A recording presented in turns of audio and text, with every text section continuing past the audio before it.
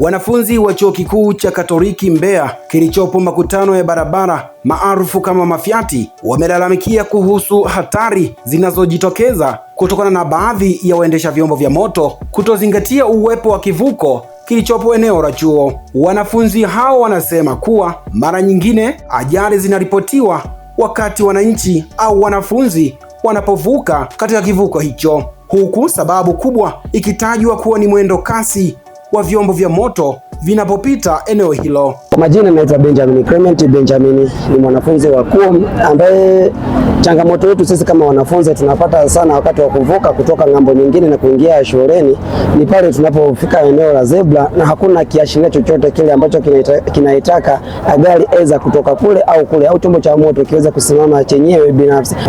Kwa mimi binafsi nilivyokuwa na shauri au napendekeza ni bora zingesimamishwa zile lights kwa ajili ya kuashiria gari kwamba sasa hivi inatakiwa isimame na mtu aweze kuvuka, kwa sababu hapa ina consist watu wengi, ni watu tofauti. Pia kuna watu ambao hawajiweza katika kutembea. Hivyo binafsi na shauri ziweke taa ambapo ile gari ikifika binafsi iweze kujua kwamba hivi sasa napaswa kusimama hata kama hakuna mtu yeyote ile, ila taa imtaki kama sheria za barabarani inavyotaka.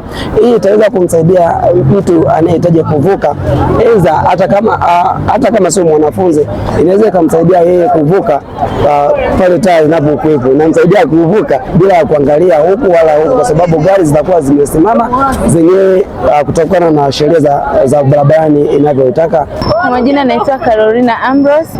Kwa mimi maoni yangu ni watu waweke viashiria ambavyo vinaweza vikawaongoza wao wenyewe, kwamba wanaviona hivi kuna wanafunzi wao wanasimama, kwa sababu inavyokuwa hivi wanapita inaweza kusababisha ajali, au muda mwingine mtu unakuwa unawahi kipindi unakuwa umechelewa pale, hivi gari hazisimami zinakuwa zinapita, inapelekea pia kuchelewa hata darasani. Wanafunzi wameitaka mamlaka husika kuhakikisha kuna uangalizi zaidi na kupangilia mpangilio wa kivuko ili kuzuia ajali na kulinda usalama wa wote wanaotumia eneo hilo. Kutoka hapa jijini Mbeya, mimi ni Friday Mwangomare na hii ni Baharia TV.